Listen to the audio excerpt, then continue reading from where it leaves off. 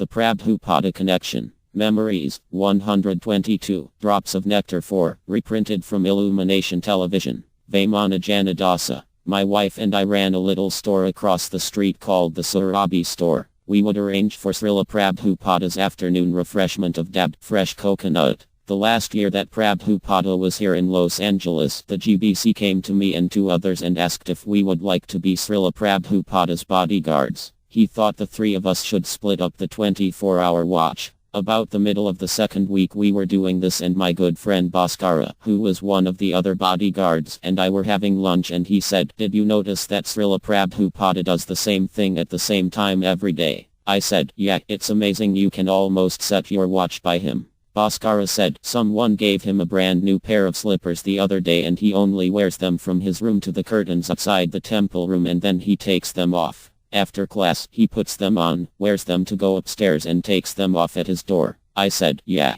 He said, "They're new and I looked at them last night and got the model number and the manufacturer's name and bought another pair exactly like them." "Well, what are you going to do with them? His feet are not the same size as your feet." Bhaskara said, "Tomorrow morning when he goes down for class, I am going to exchange them for my slippers and then he will wear my slippers back upstairs. Then I will exchange them again and I will have a pair of slippers that Srila Prabhupada wore. He will have only worn them one time, but Srila Prabhupada will have worn my slippers." I thought, wow, that's a good idea. Tomorrow I am going to go out and buy a pair of slippers and do the same thing the next day. The next day we got together at lunch again. I said, "Did you get your slippers?" He said, "Yeah." I said, "Where do I buy mine?" He said, "You shouldn't do it." I thought, yeah, you got your slippers. He said, "Let me tell you what happened. Srila Prabhupada put his slippers on in the morning, came downstairs, took them off by the curtain by the temple room, and I exchanged them.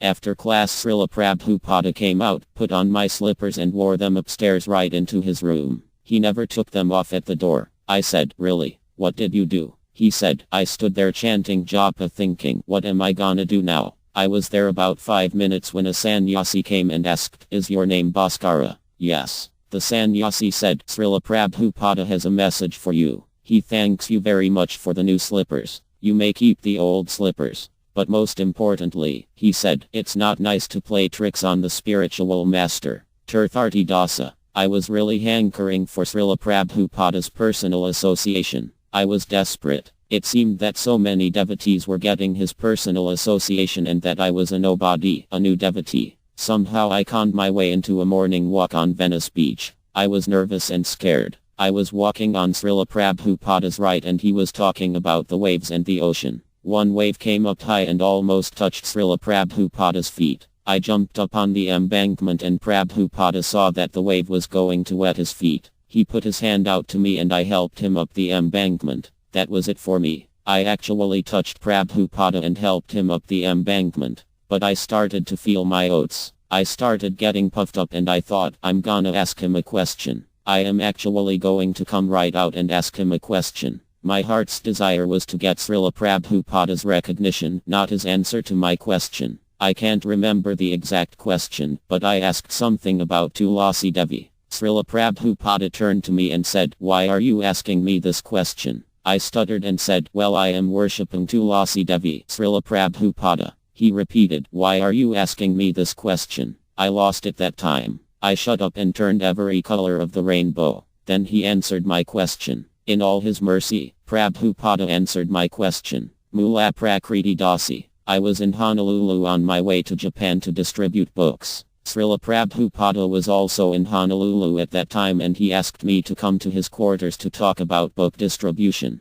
I had the wonderful experience of being alone with Srila Prabhupada. He was sitting on his chair asking all sorts of questions about how people liked the books, what kind of people were taking the books, and what I told the people. He was so joyful that it seemed as if it was Srila Prabhupada's favorite topic. When he asked what kind of people take the books, I strained my mind to answer and said, "Doctors, young people and diplomats." Prabhupada said, "Diplomats? From what countries?" So I gave a list of the nationalities of anyone who had ever taken a book. Then I said, "Someone from Albania took a book." Prabhupada said, "Albania? That's behind the Iron Curtain." I said, "Yes, Prabhupada, they take in their suitcase and because they have diplomatic immunity, no one can open the suitcase." He laughed, leaned back and said, "Ah, we cannot go, but Lord Chaitanya can go." Madhu Sudhana Dasa. When I was 18 I was getting acne and Srila Prabhupada asked me, "What is on your face?" I said, "They're pimples, Prabhupada." He said, "You should put a little tilak on them." So I put tilak spots on my face, but I was too embarrassed to walk on the streets with white dots on my face. The next time he saw me he asked me about my pimples again and why wasn't I using the tilak. I said, "I can't walk around like that, it's just too." He said, "Take a little olive oil and boric acid and heat them in a spoon over the fire. Put that ointment on." Sure enough, that combination produced a salve that looked just like any ointment. That was his personal, caring side. Kanchan Baladasi. I remember one devotee asked Srila Prabhupada, "Have you told us all the rules and regulations?" Prabhupada said, "If I told you everything, you'd faint." He clearly gave us much room to toddle along. Shrisvaradasa. In September of 1972, Srila Prabhupada flew to Dallas to install Sri Sri Radhakalachandji. He arrived at Love Field via American Airlines. We ushered him into the VIP room where he sat on a makeshift dais and immediately started talking about the 3 ways to fly. He said, "There are 3 ways to fly." Reporters were jotting down, 3 ways to fly. Prabhupada continued, "Pigeon." He didn't say swan, he said pigeon. Pigeon, mantra and machine. Formerly people knew the art of training pigeons and could get on the pigeons and fly. I was standing next to a woman reporter and looking at her pad as she wrote, "Pigeon." Then he said, "Mantra." Simply by vibrating mantras, the yogi knew how to ride on the sound. She and the other reporters wrote down, "Mantra, machine." Then a lady asked, "Swami, if you know all these different ways to fly, why did you choose to fly American Airlines today?" Prabhupada said, "To be one with you." The lady turned to me and said, "I like that man." Girira Swami. A guest asked, "If everything comes from Krishna, then illusion also comes from Krishna. But how can illusion, which comes from Krishna, cover Krishna?" Srila Prabhupada replied, "Everything comes from the sun. The cloud also comes from the sun, but the cloud doesn't actually cover the sun. The cloud covers our vision of the sun, but the sun is never covered." Adayadasa. My wife and I loved cooking all the time in the kitchen in the Manhattan Temple.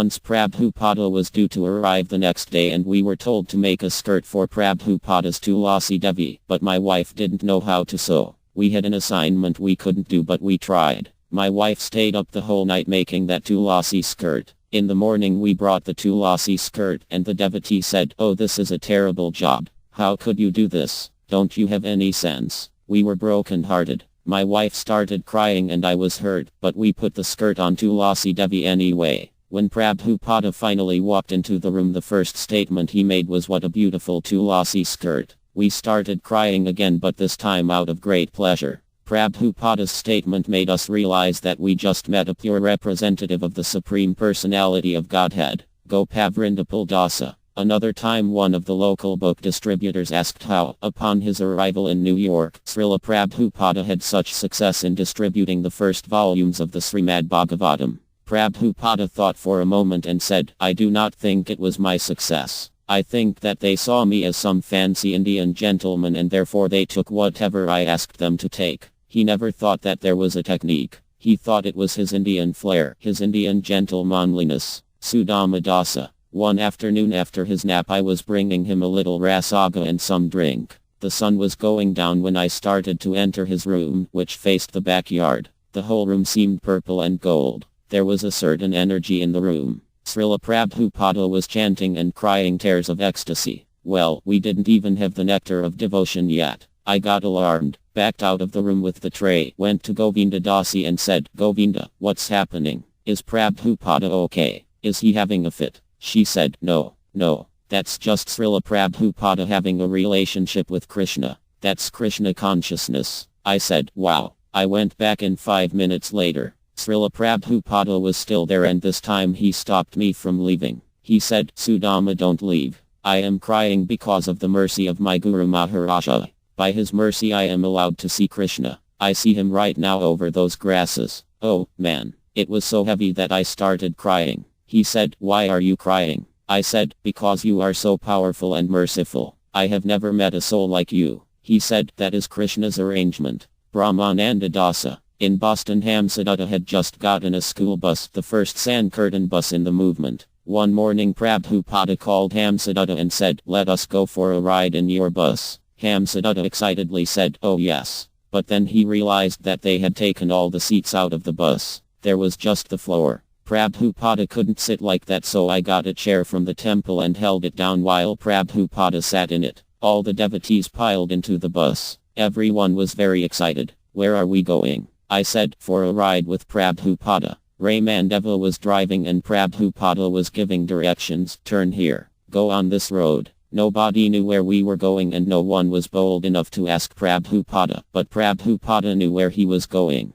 While the devotees chanted on their beads, we got to the downtown area and finally we came to the waterfront, the dock area. And then we arrived at Commonwealth Pier. Actually, no devotees had ever even seen it. Prabhupada was always talking about Krishna and didn't tell us so many details about his arrival in America. Even when we got there, we didn't realize where we were, but this was the place where Prabhupada had first entered America. Prabhupada started walking and we clustered around him on this big pier with big roads, warehouses and factories surrounding us. Prabhupada preached as he always did on his morning walk. He talked about pure devotional service to Krishna and he used the word unalloyed. It's exotic, this unalloyed devotional service, because an alloy is a metal made of many different kinds of metal. Prabhupada was always saying, unalloyed. That meant just one metal, not many. At a certain point he said, yes, unalloyed devotional service, and he pointed with his cane. We all followed the cane and there was a 100-foot-long sign on the entire side of the warehouse that said, Unalloyed Steel Company. We all said, yes, unalloyed.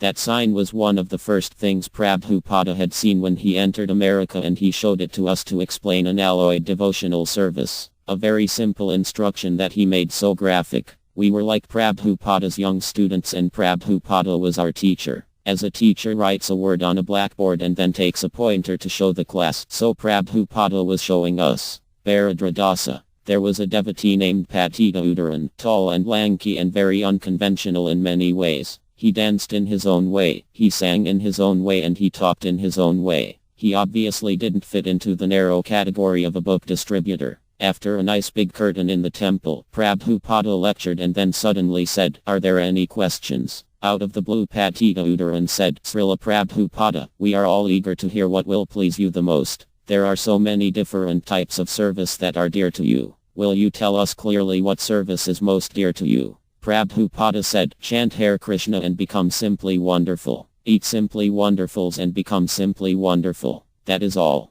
Hare Krishna."